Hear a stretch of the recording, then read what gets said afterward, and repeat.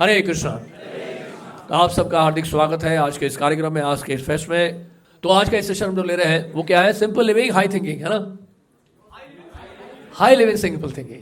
पहले तो मैं आपसे पूछना चाहता हूं, आप में से कितने लोग चाहते हैं हाई लिविंग सिंपल थिंकिंग? आप में से कितने लोग चाहते हैं simple living high thinking? Third option एक और है, आप में से कितने लोग चाहते हैं हाई लिविंग और हाई थिंकिंग? मुझे लग रहा था कि थर्ड वाला ही ज्यादा लोग प्रेफर करेंगे। आज के इस जमाने में, आज के इस दौर में अधिकांश लोग यही चाहते हैं। क्या चाहते हैं? कि लिविंग हाई हो, सोचे कुछ भी, इससे क्या फर्क पड़ता है हमें, नहीं, हमारी आवश्यकताएं पूरी होनी चाहिए बस।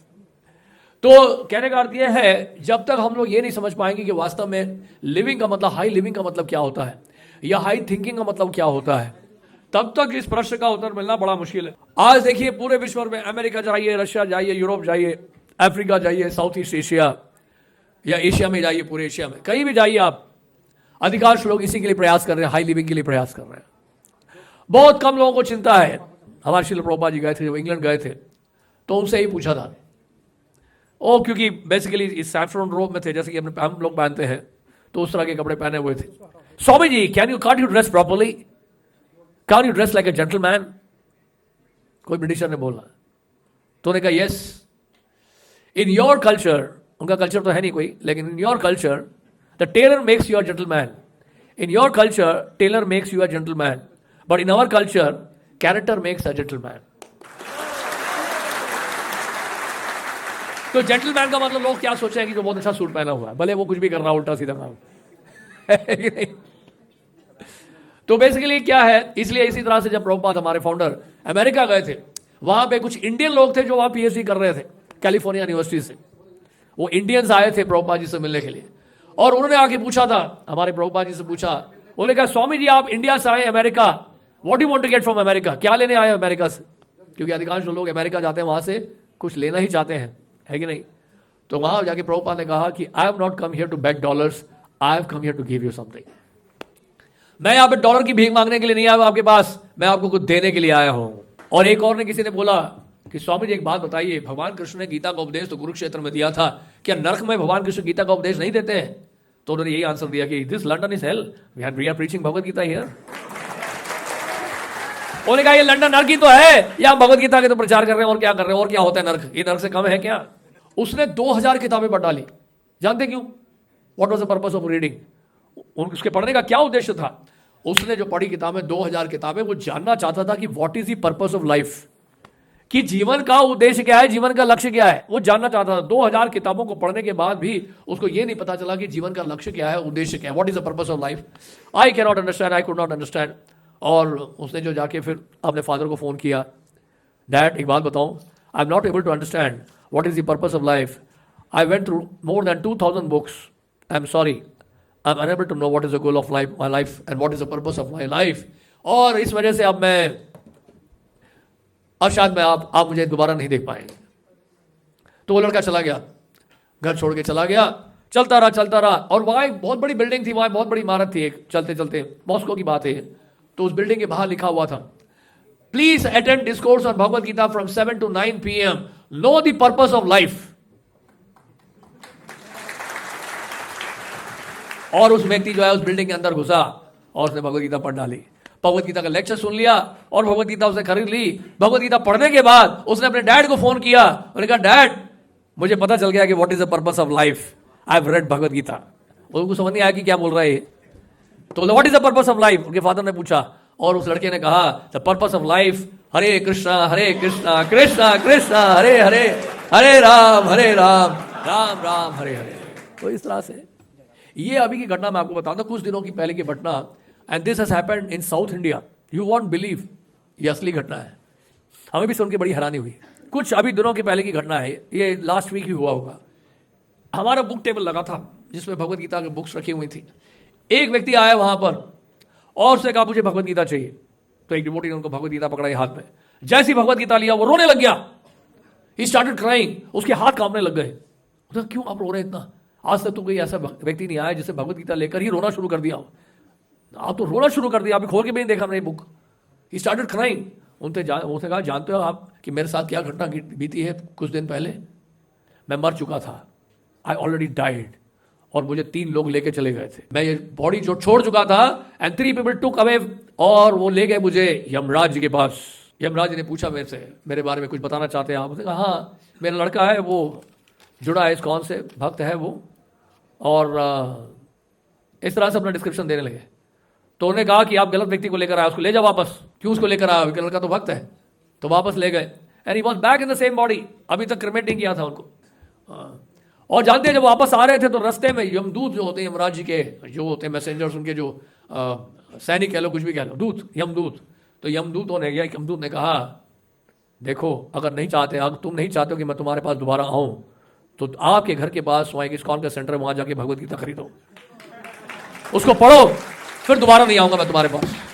नहीं तो मैं पक्का आऊंगा तुम्हारे पास, फिर से लेकर जाऊंगा। दिस इज रियल घटना, अभी पिछले हफ्ते की घटना है।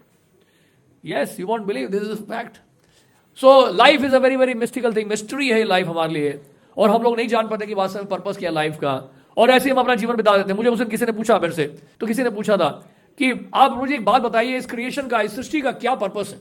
ये संसार क्यों बनाया गया? What is the purpose of this creation? हमने कहा बहुत सिंपल सा है इसका आंसर। इस क्रिएशन का जो पर्पस है, ये जो सृष्टि की रचना हुई है, इसके पीछे उद्देश्य क्या जानते हैं आप? सुबह उठो, दांत साफ करो, पेट साफ करो, और नहाने का मन करे तो नहा लो, नहीं नहाना तो सो जाओ, ठीक है। उसके बाद अगर नहा भी लिया, चलो ठीक है, थोड़ा बहुत ब्रेकफास्ट कर लो, फिर ऑफिस चले जाओ, और पूरे दिन ऑफिस में मेहनत करो, 8 घंटे, 10 घंटे, 12 घंटे, 13 घंटे, जितना आपने आपसे बॉस करवाना चाहे, काम कराना चाहे।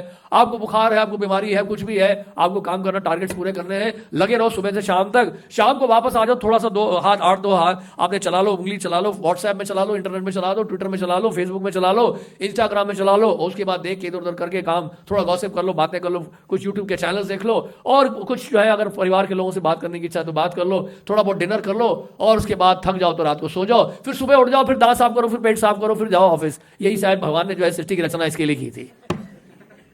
अच्छा लग रहा है सुनने में? यही तो कर रहे हैं हम लोग, यही हम कर रहे हैं। So we should try to know the purpose of life. जीवन का उद्देश्य क्या है, जीवन का लक्ष्य क्या है? अगर यही हमें करना है और इसी के लिए हम लोग एंडेवर कर रहे हैं इतना, तो ये तो जीवन भर तो नहीं चलेगा ना। एक समय के बाद आएगा कि ये सब एक साथ जो है हम नहीं कर पाएंगे। लाइफ जो है वो एक बेसिकली क्या है, बोलते हैं life is a gamble, life is a gamble. तो इसलिए बड़ा मुश्किल है ये जानना कि वास्तव में लाइफ का उद्देश्य क्या है। क्योंकि हम लोग, गैम्बल क्यों बोला मैंने इसलिए कहा क्योंकि हम लोग बेसिकली स्पेकुलेट कर रहे हैं। हमें कोई एश्योर्ड, कोई बेसिकली इंस्ट्रक्शन नहीं है कि हाँ ऐसा करोगे तो ऐसा हो जाएगा। We are trying to speculate and assume many things. और अपने जीवन में हम लोग कई प्रकार के एम्बिशंस बनाते हैं, कई प्रकार के टारगेट्स बनाते हैं, गोल्स को अचीव करने के लिए कई प्रकार का प्रयास करते हैं। कभी इधर जा रहे हैं, कभी उधर जा रहे हैं, कभी कॉम्पिटिटिव एग्जाम्स में पार्टिसिपेट कर रहे हैं, कभी ये जॉब ढूंढ रहे हैं, कभी वो जॉब ढूंढ रहे हैं, कभी ये पढ़ाई कर रहे हैं, कभी वो पढ़ाई कर रहे हैं, कभी इसी यूनिवर्सिटी से कभी दूसरी यूनिवर्सिटी में, कभी कंट्री टू कंट्री जा रहे हैं, इंडिया से अमेरिका जा रहे हैं, अमेरिका से यूरोप जा रहे हैं। बस जाने के लिए हम लोग किस लिए जी रहे हैं। लेकिन देखा जाए कोई हमें सही मायने में नहीं बता पाता है कि वास्तव में आपके जीवन का उद्देश्य क्या है। इस शहर की सबसे महंगी गाड़ी बुगाटी कितने की जानते हैं? 41 crore only, already sold 41 crore. Elon Musk, Los Angeles में उनका जो घर है, एलन मस्क वर्ल्ड के रिचेस्ट आदमी है। 19,140 करोड़ यूएस डॉलर्स नेटवर्थ इनका वेल्थ है। प्रैक्टिकली अमेरिका के हर शहर में इनका घर है। और ये घर जो लेते हैं वो हमेशा के लिए रहते हैं वहां पे, कुछ समय के लिए रहते हैं, फिर कुछ ही गेट्स सोल्ड। क्योंकि एलन मस्क रहा है जिस घर में, वो घर खरीदना चाहेगा कोई भी। और हमारे इंडिया में भी है, क्यों हम अमेरिका के एग्जाम्पल दें हमेशा? हमारे इंडिया में लोग कम है क्या? ये अंबानी जी का घर है बॉम्बे में, 35 फ्लोर्स का, इंडिया रिचेस्ट मैन। अभी इनके अडानी के बीच में कंपटीशन चलता रहता है। ये है वर्ल्ड का सबसे बड़ा 10 स्टार होटल, 5 स्टार होटल नहीं, Burj Khalifa. It's a 10 star hotel, it's not a 5 star hotel. और ये सब करने के बाद ये देखिए,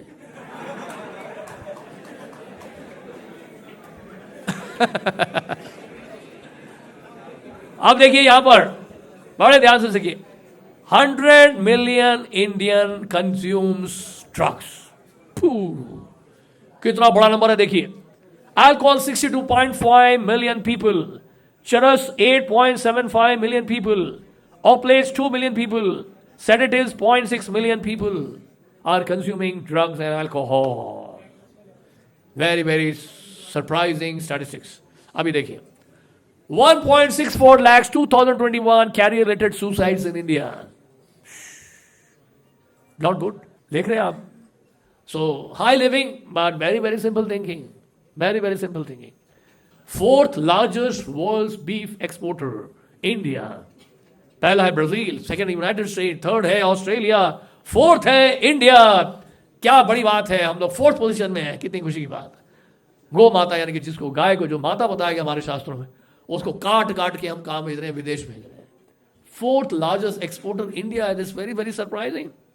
अब बोलेंगे पाकिस्तान का नाम क्यों नहीं है, बांग्लादेश का नाम क्यों? अरे वो भेजेंगे क्या, वो तो पूरे वर्ल्ड में वहां से उनके पास आता है, वो जो उनके पास है उसको भी काट के खा लेते हैं, उसको भेजने की शक्ति नहीं है उनके पास, भेजने की ताकत नहीं है। वो दूसरे कंट्री से लेते हैं और वहाँ जो है वो बचे हुए गाय बैल उसको भी मार के खा जाते हैं। हम लोग बहुत कुछ चाहते हैं इस संसार में। We want wealth, we want big house, we want good family, we want rich family, right. हम सबका एम्बिशन है, हम ये नहीं कह रहे हैं you should not be ambitious. हम लोग के जीवन में हम लोग बहुत कुछ चाहते हैं। We want big big properties, we want status in the society, we want to be influential, we want to go abroad. ये हमारे जीवन का लक्ष्य है, एम्बिशन है हमारे अंदर, राइट। ये सब एम्बिशंस हम ये नहीं कह रहे हैं कि नहीं होना चाहिए, बट हमारा क्वेश्चन सिर्फ आपसे ये है केवल कि एलोन मस्क जैसा आदमी जो वर्ल्ड का रिचेस्ट आदमी है, या मुकेश अंबानी जी हैं जो इंडिया के रिचेस्ट आदमी हैं, उन सब से आप जाके पूछिए कि आप सबने इतना कुछ हासिल कर लिया, क्या आप संतुष्ट हैं? Are you happy inside? Are you satisfied? जो आपको मिल गया उससे आप संतुष्ट हैं? अगर संतुष्ट नहीं है तो और क्यों कमा रहे हैं आप, और क्यों मेहनत कर रहे हैं? एलन मस्क के पास इतना धन है, देखिए 19,140 करोड़ US डॉलर्स। अगर वो कुछ भी नहीं करेगा तो उसकी 1000 पीढ़ियां खा पी के सो सकती है। More than 1000 generation just can eat and sleep, they don't have to do anything. उसके बावजूद why working so hard, why is in so much in anxiety? इसका मतलब क्या है, जो उसने प्राप्त किया उसको सेटिस्फैक्शन नहीं मिल रहा, although is a world's richest man. तो प्रश्न यह उठता है कि वास्तव में ये सक्सेस जो है हमें हैप्पीनेस देता है कि नहीं? This high living can it give us real happiness? क्या ये जो सफलता है जीवन में, क्या हमें असली सुख दे सकती है क्या? ये हमारे लिए प्रश्न है, हम सब के लिए प्रश्न है। It's a big question for all of us. और इस प्रश्न का उत्तर आपको बहुत मुश्किल से मिलेगा। इसलिए हम देखते हैं कि बड़े बड़े जो संत महात्मा होते थे ना, आप देखो, अगर वृंदावन जाओ या हमारे भक्त भी देखो आसपास जितने हैं, इनसे पूछिए आपके पास क्या है? आपके पास बैंक बैलेंस है? बोलेंगे नहीं। आपके पास घर है? बोले नहीं। आपके पास सुंदर पत्नी है? नहीं। आपके पास कोई इन्फ्लुएंस है? नहीं। आप अब्रॉड जाना चाहते हैं? नहीं। ठीक है। आपकी कितनी प्रॉपर्टी है? नहीं। आप कहाँ रहते हैं? छोटे से कमरे में। आपकी क्या सिक्योरिटी है? नहीं। सिक्योरिटी मतलब इंश्योरेंस कराया है या कोई फ्यूचर का कोई प्लान है, इंश्योरेंस पॉलिसी है? आपने कोई लोन लिया है क्या? नहीं। अरे कुछ भी नहीं है। आप इतने खुश कैसे हैं? हाँ है। वो नहीं है, हम खुश हैं। ये सब नहीं होने के बाद खुश कैसे हो सकते हैं? ये प्रश्न उठता है। इनका लिविंग तो सिंपल है, इनका हाई लिविंग नहीं है। इनका सिंपल लिविंग है और थिंकिंग बड़ा हाई है। चेहरे में बड़ी खुशी है, चेहरे में बड़ा आनंद है, नाच रहे हैं, गा रहे हैं। क्या कारण है इसका? What is the secret, what is the reason? जानने का प्रयास करिए। It is very very important know that. अभी देखिए, हम पढ़ रहे थे महाभारत में, बहुत सुंदर बात बताई गई, अभी बताएंगे आपको कि देखिए, एक व्यक्ति जिसके पास कुछ नहीं है वो बहुत खुश है, और दूसरा व्यक्ति जिसके पास सब कुछ है वो दुखी है। ऐसा क्यों हो रहा है? कभी आप इस पर विचार करिए, कभी थॉट देखिए। आपने देखिए, इसको कहते हैं फूड फॉर थॉट। विचार जो हमारा हाई थिंकिंग का मतलब यही है। हाई थिंकिंग का मतलब यह है कि आप जानने की कोशिश करें कि मैं हमेशा कैसे खुश रह सकता हूं। क्या मैं इन चीजों के ऊपर इतना डिपेंडेंट हो चुका हूं कि ये सफलता जब मिलेगी तभी मैं खुश रहूंगा, अगर सफलता नहीं मिलेगी तो मैं दुखी हो जाऊंगा? अगर मैं इतना ज्यादा निर्भर हूं सफलताओं के ऊपर, तो यह निश्चित है कि हमेशा मैं सुखी नहीं रह पाऊंगा। क्योंकि कारण क्या है? क्योंकि ये जो सफलता है वो हमेशा के लिए नहीं रहती है, उसमें उतार चढ़ाव बना रहता है। आज जो हमारे पास है शायद कल नहीं होगा, आज जो नहीं है हो सकता है कल हो, दोनों ही हो सकता है। अप्स एंड डाउन, सुख दुख, लाभ हानि, सर्दी गर्मी, ये तो संसार का नियम है। अब इसके ऊपर हम निर्भर रहे तो ये निर्भर रहने से क्या हमेशा हम सुखी रहेंगे? ये बहुत बड़ा प्रश्न है हम सबके लिए। लेकिन दूसरी ओर वो भक्त जिनके पास कुछ नहीं है और वो बस भगवान के नामों का उच्चारण कर रहे हैं, केवल बस भगवत गीता पढ़ रहे हैं, प्रसाद ग्रहण कर रहे हैं, सरल सा जीवन बिताया हुआ है, लेकिन खुश है। एक बार क्या हुआ, गांव में एक साइंटिस्ट गया, उसका दोस्त रहता था वहां पे। वो दोस्त उसका बचपन का दोस्त था। अब वो क्या अमेरिका में सेटल हो गया, तो अपने मित्र से गांव मिलने गया था वो। तो वो दोनों ऐसे घूम रहे थे गांव में, गर्मी का मौसम था। अब अमेरिका में रह कर गर्मी की आदत तो थी नहीं इनको, वो बहुत थक गया था चलते चलते। एक बड़ा सा पेड़ आया, वहाँ पेड़ के नीचे बैठ गए, और पेड़ के नीचे तो वो बड़ा ही जो है फॉल्ट फाइंडर था। उसने कहा भगवान ने क्या सृष्टि बनाई है, देखो। वो हर चीज़ में नुक्स निकाल रहा था, जहाँ भी देख रहा था वो नुक्स निकाल रहा था। उसने कहा ये देखो, ये जो देखो खेत में सीताफल उगा दिया और अमरूद पेड़ में लटका दिया। ये कोई बात है? सीताफल को ऊपर होना चाहिए और अमरूद को नीचे होना चाहिए। कैसे हैं आपके भगवान, सृष्टि करना आता ही नहीं उनको। तो वृक्ष नीचे बैठे हुए थे, वहाँ फल फूल लगे हुए थे, और ये बड़ी तेज आंधी तूफान आया, वहाँ पेड़ हिलने लगे, बहुत तेज आंधी आई, तेज तूफान आया, और वो फल ऊपर से गिर के इसकी नाक में गिर गया। साइंटिस्ट की नाक में आकर गिर गया, नाक से खून निकलने लग गया। और वो दोस्त बोलता रही, ये क्या हुआ आपको? बोलते यार फल गिर गया ऊपर से मेरे नाक में, सीधा आके मेरे नाक में गिरा है। ओहो, चलो कोई नहीं, बैंडेड लगा देता, फर्स्ट एड कर देते हैं। उन्होंने कहा एक बात बताओ, बुरा ना मानना, आप मेरे दोस्त हो, बचपन के दोस्त हो, अमेरिका रिटर्न हो, लेकिन मैं आपका मित्र हूं, मैं आपको कुछ बताना चाहता हूँ। यस बताइए। उन्होंने कहा सजेशन ये है, आपने बताया कि भगवान को सृष्टि करना नहीं आता है, सीताफल को नीचे होना चाहिए, ऊपर होना चाहिए, और ये अमरूद को नीचे होना चाहिए। आप सोच के देखो, अगर सीताफल ऊपर होता और वो सीताफल आपके नाक में गिरी होती तो क्या होता? अरे यार ये तो मैंने सोचा ही नहीं। जब नाक में गिरी, जब नाक में गिरा अमरूद, तब दिमाग में ये बात समझ में आई, दिमाग में बात घुसी, अगर सीताफल गिरा होता नाक में तो नाक तो पिचक गई होती पूरी। बोलते यार बात तो सही है यार। उसके बाद थोड़ा आगे गए तो वहां पर एक नाव में चढ़े, नदी पार करनी थी। तो मित्र ने कहा कि मैं तो यहीं तक आऊंगा, अब आप आगे जा रहे हो तो बड़ा अच्छा लगा आपसे मिले, जब आप लौट के आओगे फिर से आना। अच्छा एक काम करो, आज का डिनर हमारे साथ लेना। तो वो चला गया। अब वो नाव में बैठा, और बस उसमें नाव वाला था, यानी कैवट था, पहले आंधी आ चुकी है ऑलरेडी, कैवट है और वो बोटमैन है और वो साइंटिस्ट है, दोनों चल दिए, नदी पार करना है।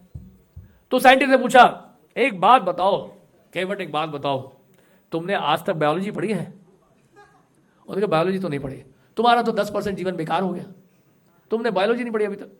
अच्छा तुमने कंप्यूटर साइंस सीखा, कंप्यूटर्स में तो भी कभी आज कंप्यूटर खोल के देखा? कब तक तुम्हारे पास लैपटॉप है, कंप्यूटर है तुम्हारे पास, वो क्या होता है साहब? हमें तो कुछ पता नहीं कंप्यूटर क्या होता है, हम तो गांव के रहने वाले अनपढ़ हैं, गंवार हैं, आज तक तो हमने जो है अपना नाम लिखना नहीं जाना, कंप्यूटर क्या होता है हमें क्या पता, हमें नहीं पता कंप्यूटर क्या है।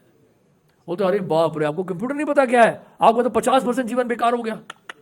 तो उसके बाद फिर और आगे चले तो उन्होंने कहा कि आप स्पेस टेक्नोलॉजी के बारे में जानते हो, नासा के बारे में जानते हो? नासा देखिए साहब ऐसा है, जहां तक ये नासिका है हमारी बिल्कुल ठीक है। अब नासा भाषा में नहीं पता है किसने किसको फंसाया, कौन नासा है, हमें कुछ नहीं पता है, हम तो केवल ये नासिका जानते हैं, हमें सब कुछ ठीक लग रहा है, हम सूंघ पा रहे हैं, सब देख पा रहे हैं अच्छे से। तो उन्होंने कहा अच्छा तुम नासा क्या स्पेस रिसर्च के बारे में कुछ नहीं जानते हो? अरे बाप रे बाप, तुम्हारा तो 80% जीवन बेकार हो गया। ऐसे पूछता गया और बोलता गया तुम्हारा जीवन बर्बाद हो गया, जीवन बर्बाद हो गया। अचानक क्या हुआ, आंधी तूफान तो आए गए थे, अब क्या हुआ, काले काले बादल आ गए, बरसात शुरू होने वाली थी, और नाव हिल रही है, कि तेज हवा चल रही है, नाव हिलने लगी ऐसे ऐसे ऐसे, और पानी भी धीरे धीरे नाव में भर रहा है, और वो धीरे धीरे पार करके जा रहे हैं, नदी पार करके जा रहे हैं। उन्होंने कहा साहब ऐसा है, देख रहे हैं आप क्या हालत है, मौसम की क्या हालत है, काले काले बादल है, कभी बरसात होने वाली है, आंधी तूफान तो शुरू हो चुका है, आपको तैरना आता है साहब?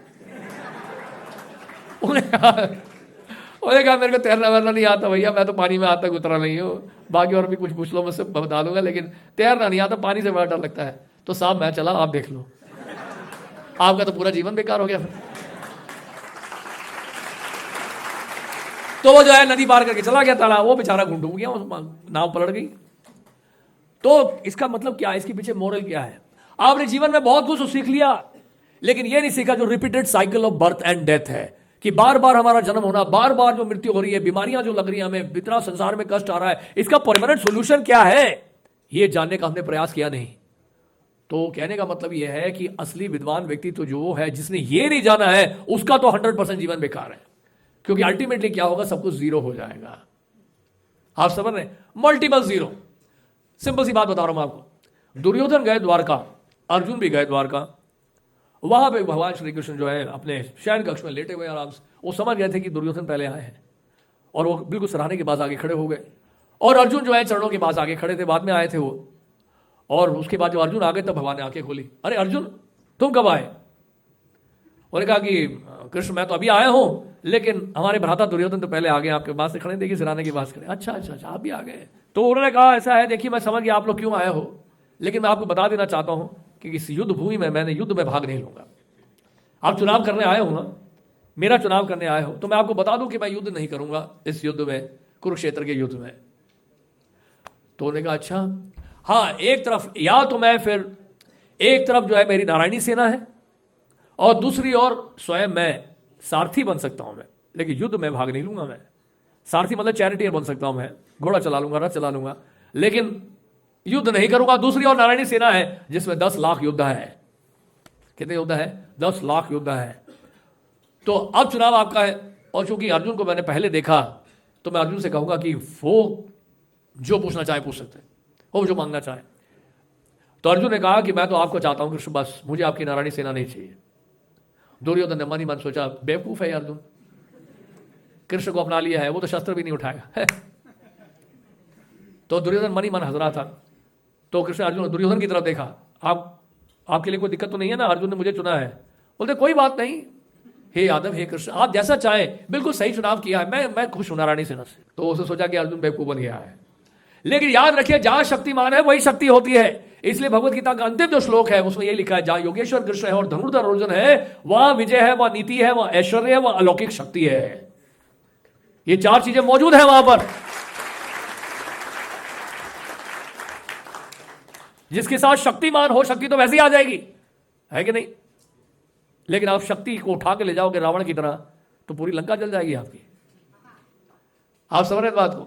तो कहने का मतलब यह है कि जीवन में आपने बहुत प्रूफ प्राप्त किया, वो कैसे thousands and thousands and millions and millions and trillions and billions and zillions of zeros, multiply कर लो फिर भी जीरो होगा। लेकिन कृष्ण को एक भगवान कृष्ण को भगवत गीता में जो लिखा है भगवान ने, उसको अपना लो अपने जीवन में, शिक्षाओं को, वो एक नंबर को अपना लो, वो जीरो का वैल्यू बढ़ जाएगा। इसलिए शुरू में मैंने बोला, हाई लिविंग हाई थिंकिंग ये पॉसिबल है।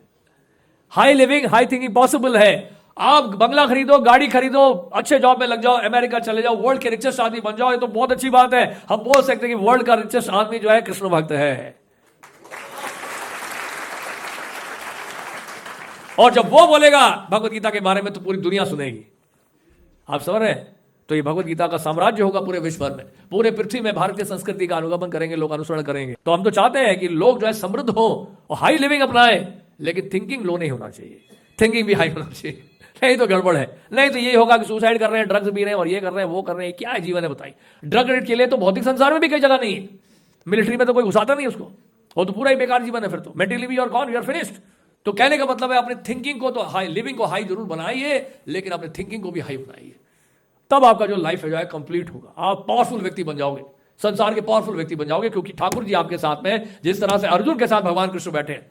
जानते हैं जब अर्जुन और कर्ण के बीच में युद्ध हुआ तो जानते क्या हुआ? अर्जुन बाण छोड़ रहे थे, बड़े ध्यान से सुनिएगा, और कर्ण का रथ जो है वो 20-25 हाथ पीछे जा रहा था बाण के पावर से। बाण की बौछार लगा दी अर्जुन ने, और कर्ण का रथ जो है पीछे जा रहा था, घोड़े पीछे जा रहे हैं, 20-25 हाथ पीछे जा रहे हैं, और कर्ण ने भी बाण छोड़ा बड़ी तेजी से, और अर्जुन का रथ जो है वो 2 या 3 हाथ ही पीछे गया। और लेकिन भगवान कृष्ण क्या कर रहे हैं? वो कर्ण की प्रशंसा कर रहे हैं, अर्जुन के साथ बैठे हैं लेकिन कर्ण की प्रशंसा कर रहे हैं। तो अर्जुन ने पूछ डाला, हे कृष्ण आप ये बात बताइए, ये जो कर्ण का रथ है ये 20-25 हाथ पीछे चला गया है मेरे बाणों से, और मेरा जो रथ है वो केवल 2-3 हाथ पीछे गया उसके बाणों से, लेकिन आप प्रशंसा उसकी कर रहे हैं, ये बात मैं समझ नहीं पा रहा हूं। तो भगवान कृष्ण कहते हैं, जानते हो अर्जुन, तुम्हारे रथ में साक्षात नारायण बैठे हैं, तुम्हारे रथ के पहिए में साक्षात अनंत शेष है, वो पताका देखो वहां पे हनुमान जी बैठे हैं। उसके बावजूद भी अगर कर्ण ने तुम्हारे रथ को 2-3 हाथ पीछे कर दिया है तो कितना बड़ा योद्धा होगा सोचिए। लेकिन कहने की वाली बात यह है, फिर भी कृष्ण की अर्जुन की विजय क्यों हुई? नहीं तो अर्जुन मारे जाते। अगर कृष्ण नहीं होते अर्जुन के साथ तो कर्ण का बाण चल गया होता अर्जुन के ऊपर, अर्जुन युद्ध नहीं कर पाते। इसी तरह भीष्म पितामह ने तो बाणों की बौछार लगा दी। बताया गया महाभारत में कि भीष्म पितामह प्रत्येक दिन 10,000 योद्धाओं को मारते थे अकेले। इट वाज सो पावरफुल कि 10,000 योद्धाओं को अकेले मारते थे वो। और क्या हुआ? उन्होंने प्रण ले लिया, संकल्प ले लिया, क्योंकि दुर्योधन यही कह रहा था बार बार, आपका तो मोह है, आपका तो स्नेह है पांडवों के साथ, इसलिए आप एक पांडव को भी नहीं मार पाए अभी तक। आप हमारे साथ तो हैं, हमारे साथ युद्ध कर रहे हैं, लेकिन आपका मन तो उधर ही है पांडवों के लिए। तो इस तरह से क्षत्रिय का जो खून है वो खोलता है। अगर कोई इस तरह से चुनौती देता है तो उन्होंने कहा ठीक है, सूर्यास्त से पहले हम समाप्त कर देंगे, या तो कृष्ण को शस्त्र उठाने में मजबूर कर दूंगा जिन्होंने संकल्प लिया है कि मैं युद्ध नहीं करूंगा, या तो सूर्यास्त से पहले मैं अर्जुन का वध कर दूंगा। बस बाणों की बौछार लगा दी। बाण इतने तेजी से चलाए उन्होंने कि अर्जुन का रथ ही हिल गया।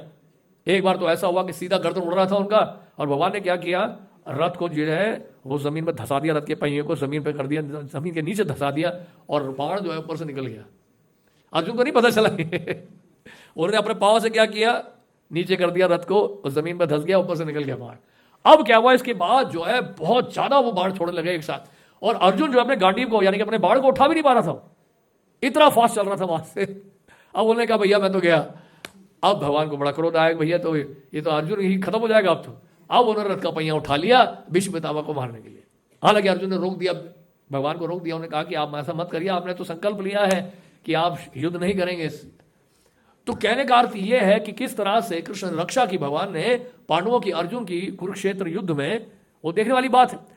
तो इतने बड़े बड़े योद्धा, भीष्म पितामह, द्रोणाचार्य, कर्ण जैसे इतने बड़े बड़े योद्धा, अगर भगवान साथ में नहीं होते तो अर्जुन पांडव सब फिनिश हो जाते। तो कहने का अर्थ है केवल अपने जीवन में हम कृष्ण को जोड़ ले, भगवान को जोड़ ले, भगवत गीता की शिक्षाओं को अपना ले, इस विचार को ऊंचा बना ले, हाई लिविंग जिसको कह रहे हैं वो तो रखिए आप, और साथ में हाई थिंकिंग अपने साथ जोड़ ले, आप देखो आपका जीवन सक्सेसफुल हो जाएगा, गारंटी मैं लिख के देता हूं। आपको कभी जीवन में कोई कमी नहीं होगी। और दूसरी बात, फायदा क्या है इसका बताता हूं मैं। दूसरा फायदा यह है, अगर मान लीजिए किसी कारणवश आपका मटेरियल लाइफ में चलता नहीं ठीक, जो कि पॉसिबल है कि नहीं। हम जब जानते हैं रियल फैक्ट्स ऑफ लाइफ, उतार चढ़ाव हमारे जीवन में रहता है, कभी धन आता है, कभी धन नहीं आता, कभी स्टेटस मिलता है, कभी नहीं मिलता है, कभी जॉब मिलता है, कभी जॉब नहीं मिलता है, कभी ट्रांसफर हो गया, कभी फैमिली से दूर जाना पड़ गया, नहीं कभी कुछ भी हो सकता है, कभी वाइफ छोड़ के भाग गई, कभी बच्चे छोड़ के भाग गए, कभी आपको ही बाहर निकाल दिया गया। ऐसा होता है कि नहीं होता है। एक बहुत बड़े बिजनेसमैन, बहुत बड़े इंडस्ट्रियलिस्ट, दिल्ली के बहुत बड़े बिजनेसमैन, जैसे अपने लड़कों को बिजनेस दिया उसने, उन्होंने बस बिजनेस पूरा ट्रांसफर कर दिया। वो जो लड़का एक ही था, उसने सारी प्रॉपर्टी इनहेरिट की और वो सारा बिजनेस ट्रांसफर कर दिया, बच्चे के नाम पे कर दिया। और जैसी थोड़ी सी अनबन हुई घर में, बच्चे ने क्या किया, अपने पिताश्री को बोला दरवाजा खुला है, जा सकते हैं।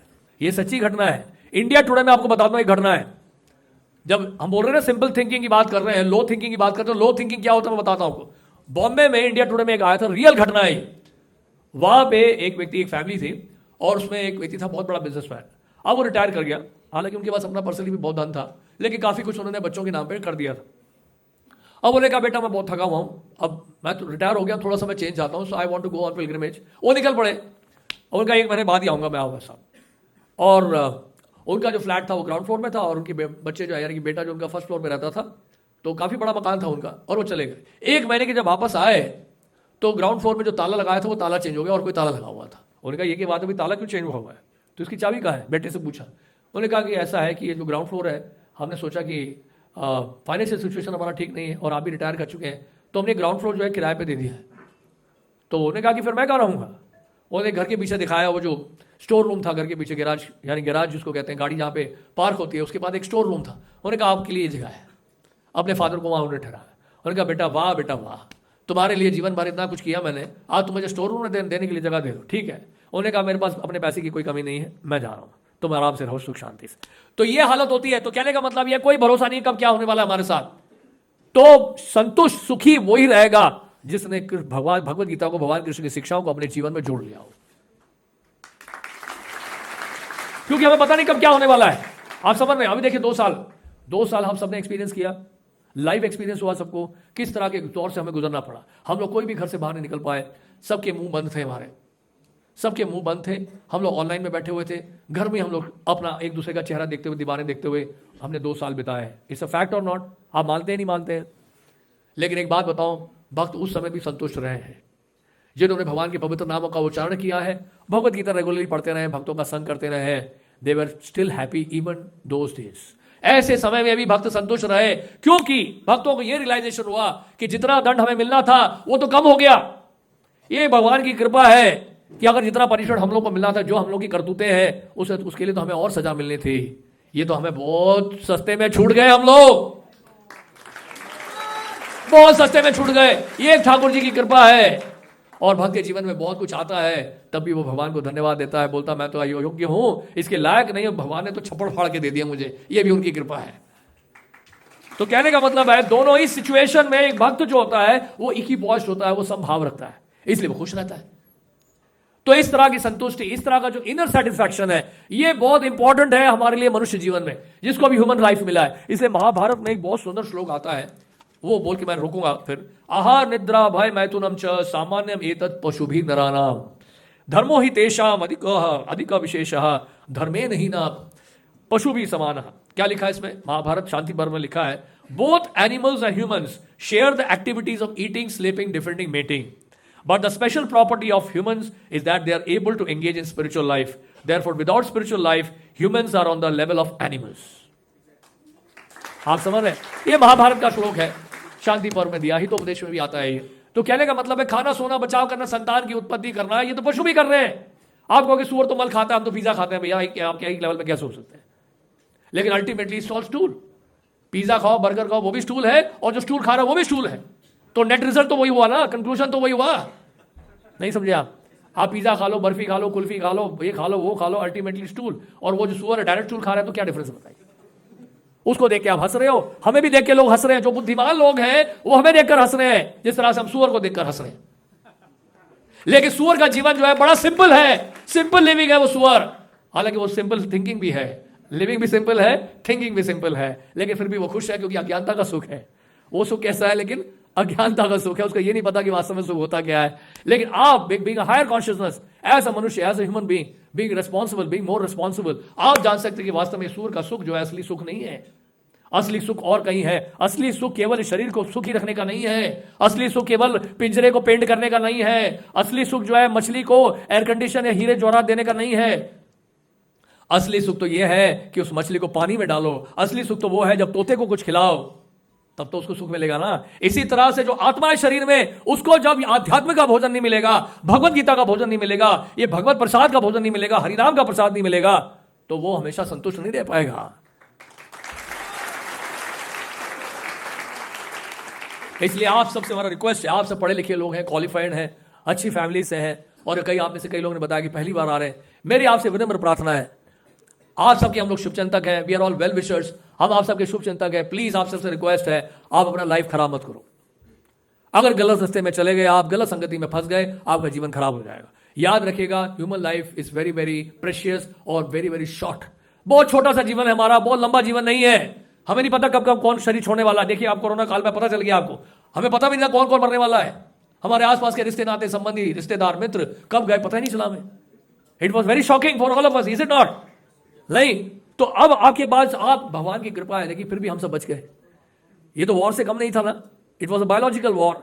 और ये वॉर में हम लोग अगर बच गए हैं, ये ठाकुर जी की कृपा है। अब उनको धन्यवाद देते हुए दोबारा ऐसी कोई गलती ना करें जिससे दोबारा हमें भुगतान करना पड़ जाए।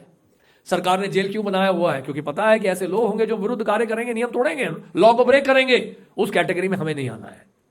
इसलिए प्लीज मेरा आपसे रिक्वेस्ट है, मैं ये कह के विराम देता हूं, प्लीज अब इस लाइफ को जो है बहुत सावधानी से बिताइए। ये ह्यूमन लाइफ बड़ा रिस्पॉन्सिबल लाइफ है। कुछ ऐसा गलत काम ना कर जाए जिससे हमारे पूरा जीवन बर्बाद हो जाए। गलत संगति में, गलत दिशा में जाएंगे, गलत लोगों के संग में रहेंगे, अनैतिक जीवन बिताएंगे, अनकल्चरल लाइफ बिताएंगे, और लो क्लास थिंकिंग हमारा होगा, तो हमारा भविष्य कभी उज्जवल हो ही नहीं सकता है। आप भगवत गीता पढ़िए, भक्तों का संग करिए, हमारे कई सारे कोर्सेज हैं वो अटेंड करिए। आप जो मेटीरियल लाइफ में कर रहे हैं करते रहिए। बी एम्बिशियस, मैंने पहले बताया, आपके पास अपॉर्चुनिटी है of high living but high thinking also. ये ऑप्शन आपके पास है, वो आप करते रहे जो कर रहे हैं, साथ में केवल आप जोड़ लीजिए बस। हरे कृष्ण।